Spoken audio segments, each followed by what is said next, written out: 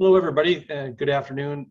Thanks for taking the time to listen in. I'm really excited about being part of this panel because, as I started looking at the different presenters' presentations, there's just some great threads that go across all of this discussion or this content from completely different angles. And so I think it's a very useful endeavor. And my perspective is going to be from a trading floor, so more from the merchant side, and especially on the evolving grid side of it.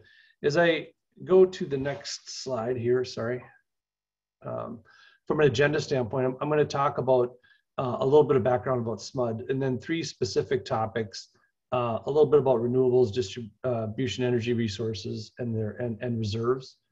Talk a little bit about the role of hybrids in today's grid, system flexibility through markets, and then a few conclusions.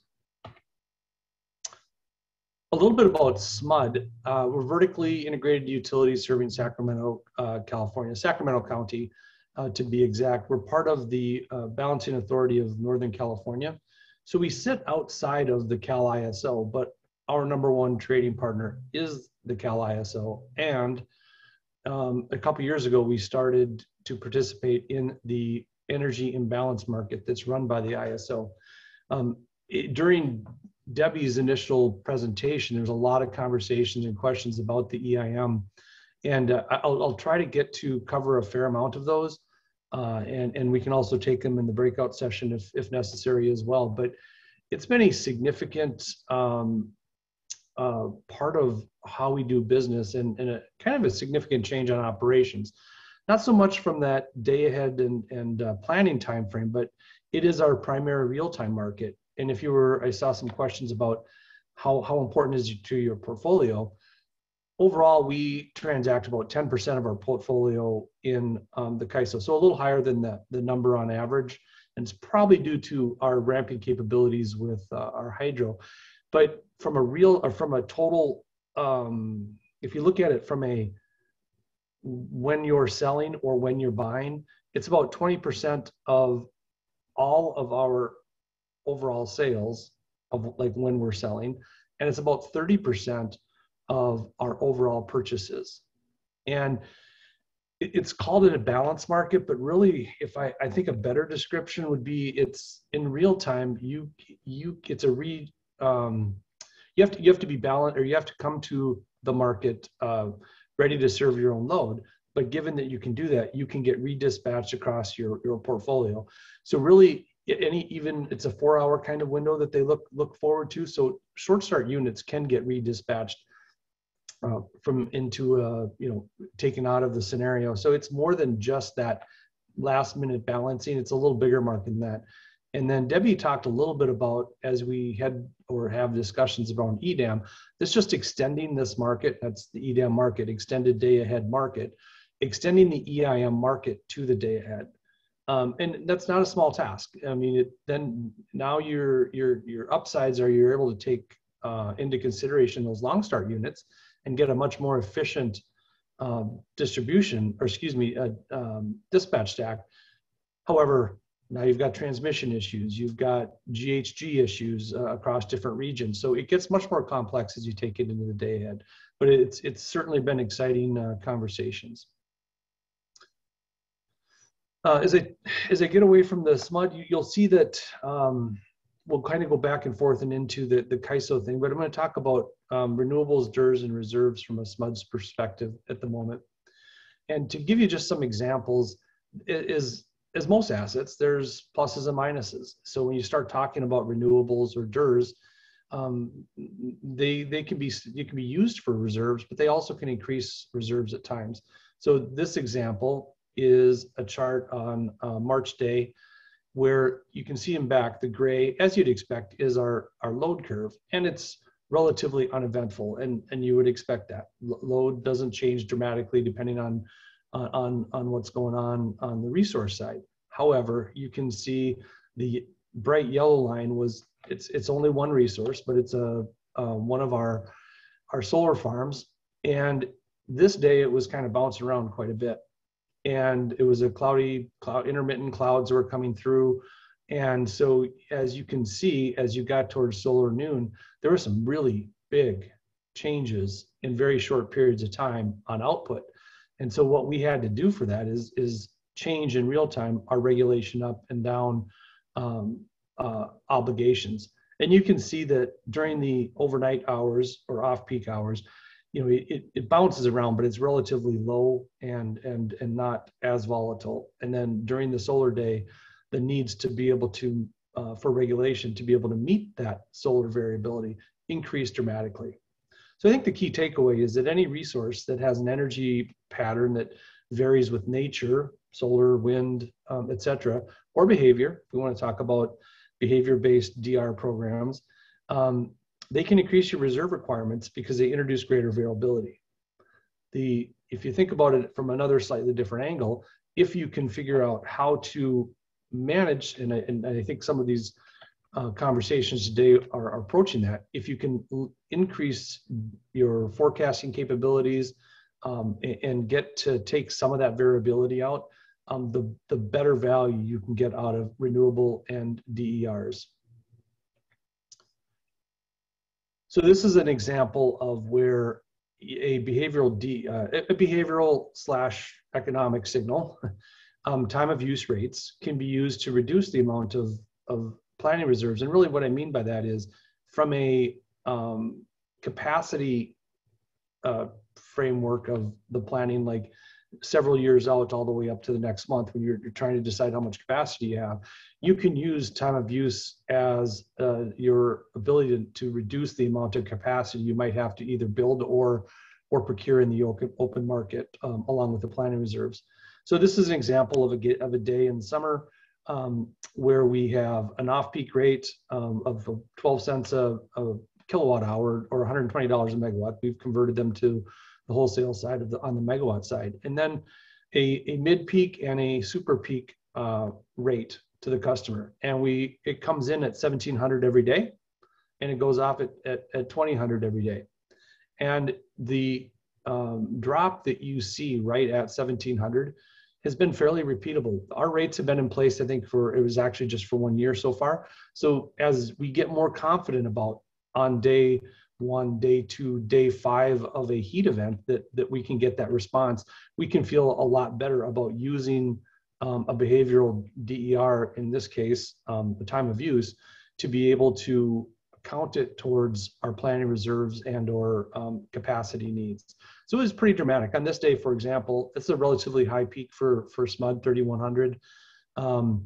And we saw about a 50 megawatt drop on that day. And interestingly, as you leave 2,000, when that peak rolls off, people started doing the things that they avoided during that last 3-hour period. They start washing dishes, they start washing clothes, they start doing things again, and you get that necessarily isn't a new peak, but it certainly levels out for a while before it drops off overnight.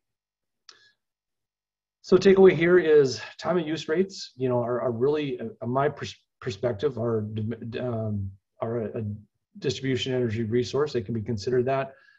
Rate impacts, economic signals affect customer load.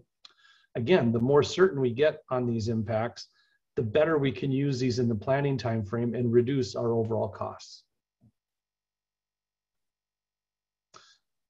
This is a slide that's talking a little bit about a little different program. Again, it's a demand side program.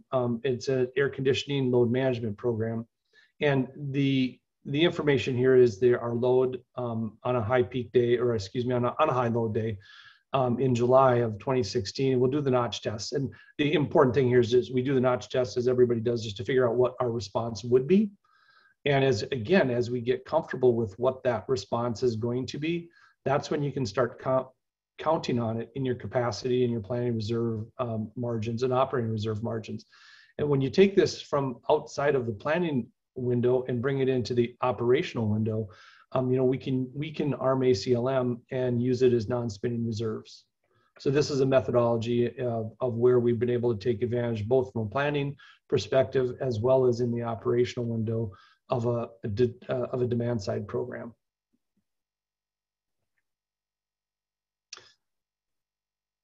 This is a really important slide, and there's probably a number of ways that this could be represented, but as SMUD in particular that I'm involved with is starting to develop more and more distribution side programs, the question becomes, how do you bring them into your overall portfolio? And I'm a strong believer that, at the end of the day, it's hard to deny anything that happens on the distribution side does affect how you manage your overall portfolio. So unless you're going to go to a completely closed system, anything on the distribution side as an energy resource has to be integrated into the portfolio. And so it kind of affects you in two ways. As you start developing programs and resources on the distribution side, they'll either impact net load, and any changes in that load directly impacts how we manage the wholesale portfolio. It ultimately leads to a question that says, as you design your programs on the distribution side, can they receive an automatic dispatch signal? If yes, then a wholesale market such as the CAISO's EIM or any RTO can actually help you optimize those in an overall portfolio management. However, if they can't take an automatic dispatch signal, that doesn't mean that all of the value goes away. It just means you have to optimize it within the wholesale portfolio. So as we at SMUD on the day ahead setup desk, we need to understand what those programs are, what their capabilities are, their constraints are, and put them into the same optimization formula as anything we do with the hydro or thermal or any other asset.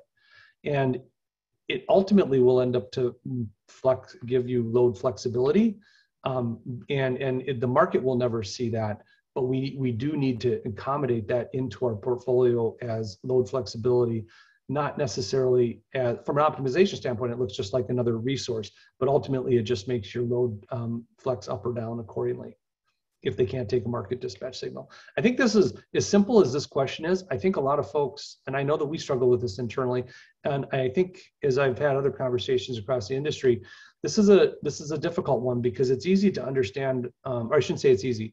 It's exciting and easy to understand how distribution can be part of the solution, but to be part of the solution, they have to be part of the overall market portfolio, or if not, they become a liability. Or increase risk to your overall market goals. So some key takeaways. Renewables and DERs can impact reserves, both from they can be part of the solution, but if not managed, they can actually add impact or add to your reserve needs, such as a solar without a battery, as in that slide that I showed.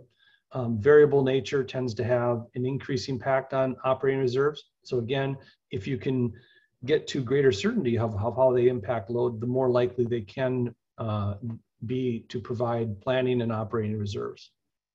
And then the last thing is co-optimizing renewables and DERs with your overall wholesale portfolio will lead to lower costs to be able to serve load. Next topic was the role of hybrids in portfolio management. And as Debbie said it during her presentation, there's a lot of conversation around hybrids right now. And it took me a while, but I've largely become to conclusion that why do a hybrid? And I think it's my opinion that the ITC as the investment tax credit as currently constructed is really driving a lot of the conversation of hybrids. I've had a lot of conversations with developers over the last year, and they go immediately to a hybrid. And I'm not saying that that's necessarily wrong. My point is that why were we trying? I was trying to figure out the value of a hybrid in the system, and as a portfolio manager, I kind of like to look at the parts, right? So I have an asset like a battery. I want to put batteries where I can best utilize them and maybe create some opportunities to avoid costs on infrastructure, and other resources such as wind or solar or geothermal. Put those projects where they can best be put, where they have the best value, the best solar day, the best wind profiles, put an asset there that may or may not coincide with the battery. Now, there's some logical times where the cost of managing one site or one project, I think actually quite a bit of the time might make sense to put those together.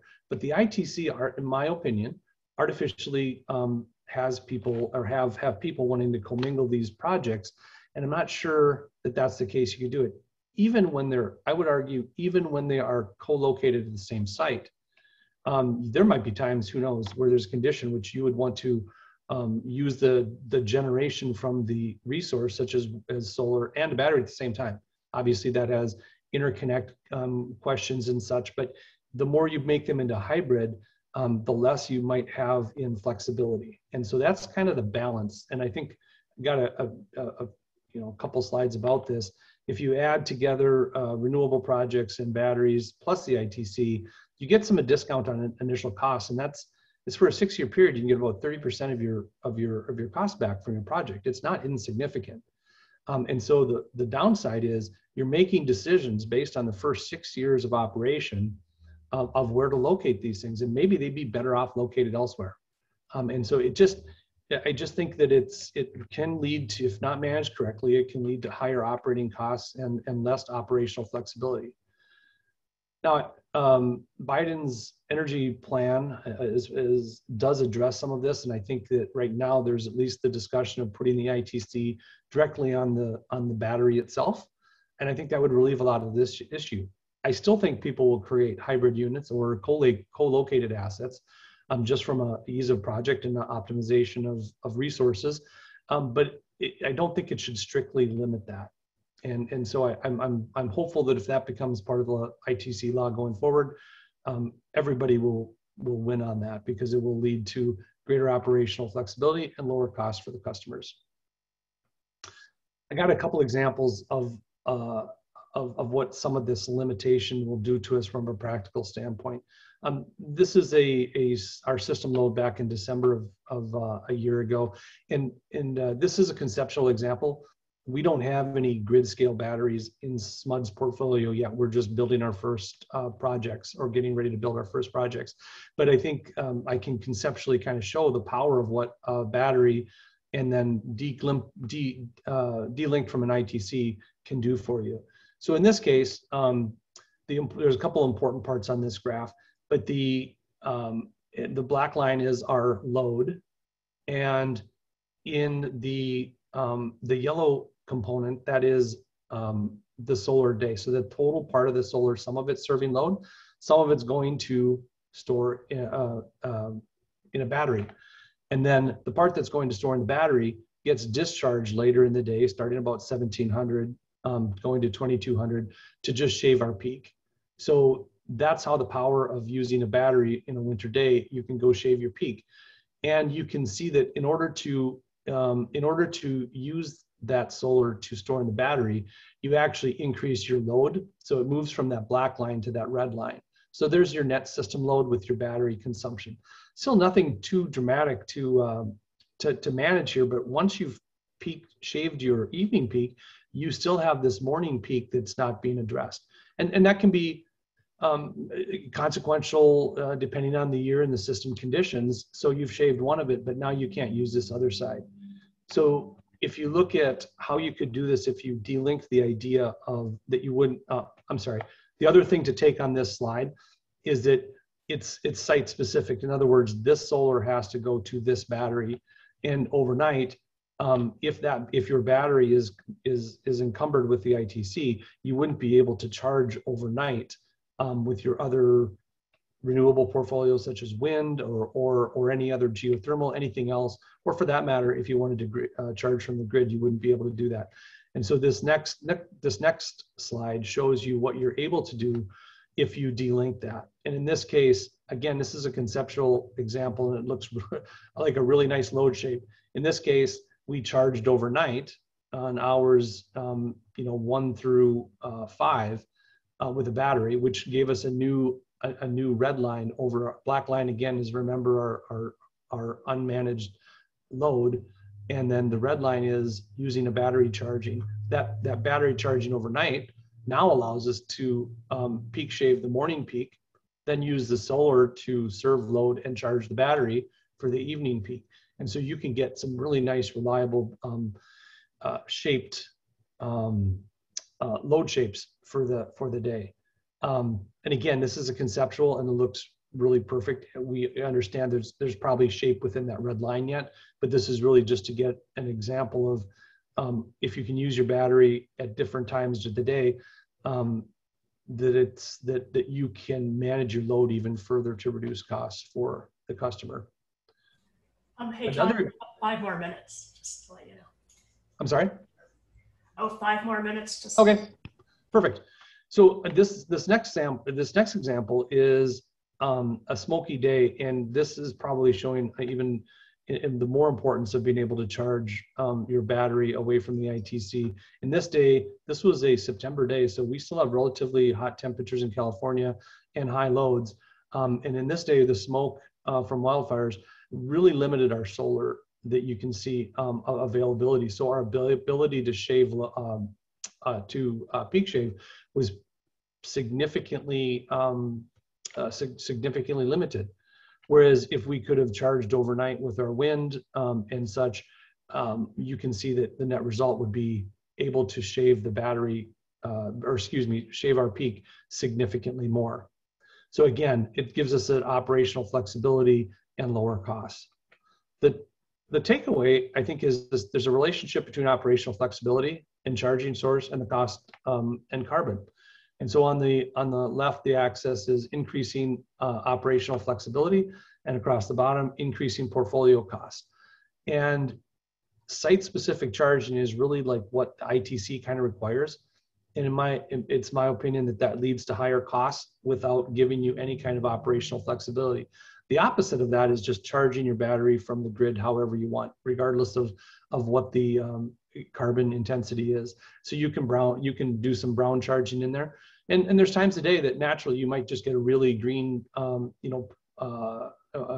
low carbon intensity from grid charging, but you don't really have any control, but you've got lots of flexibility.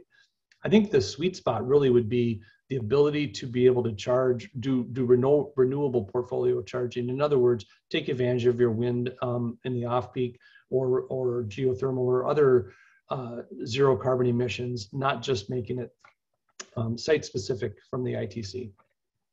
So the takeaway is to modifying the ITC would allow other forms of battery charging to increase operational flexibility and lowering costs, and I would argue without any effect on carbon.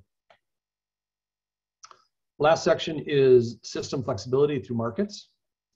Again, this is a conversation around EIM, and this is a picture of like the participating entities. I think the key takeaway here is as I think you've heard a couple times today, geographic diversity. You've got the Pacific Northwest, which has a strong hydro and wind influence. You've got the desert Southwest, which is really strong in its solar. You've got California that has a little bit of each of that and a lot of load.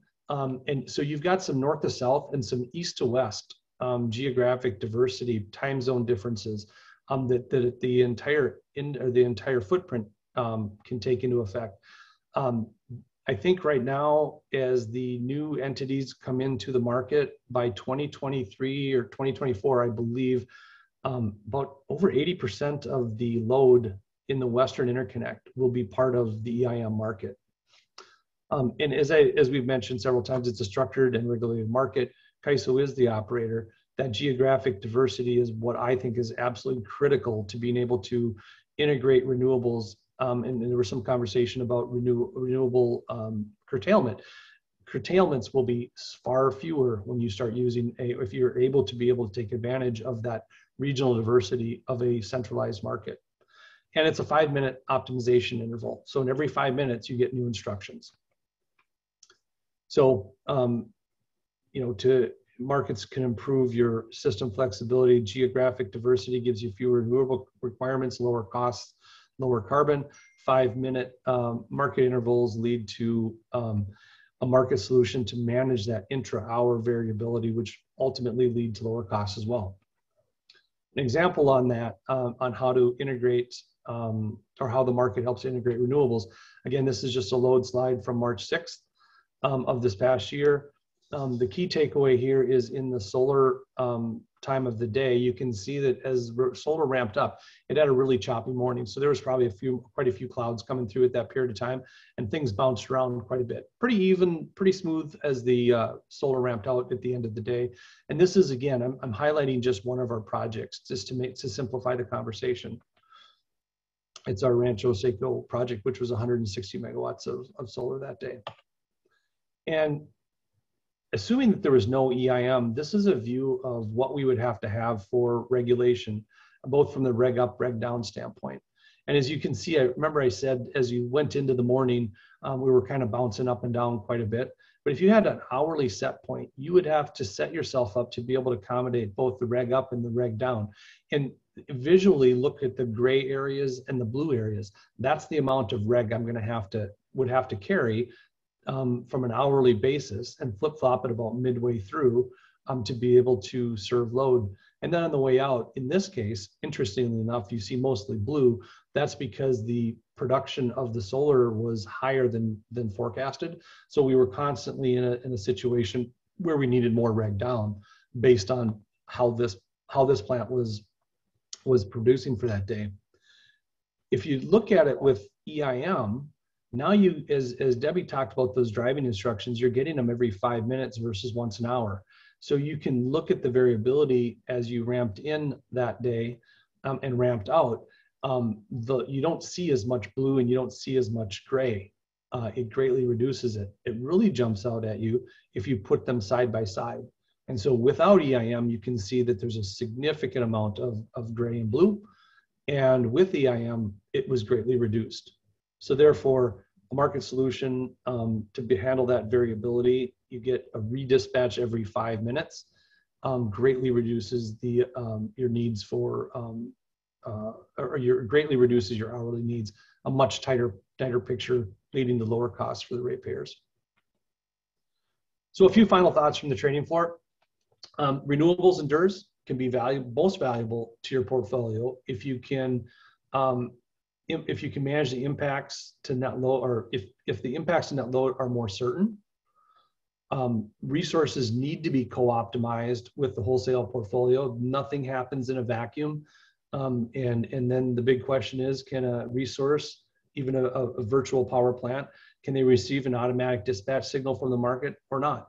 Either way, they can be utilized. It's just one the market will dispatch, the other one you have to factor in on your own portfolio optimization.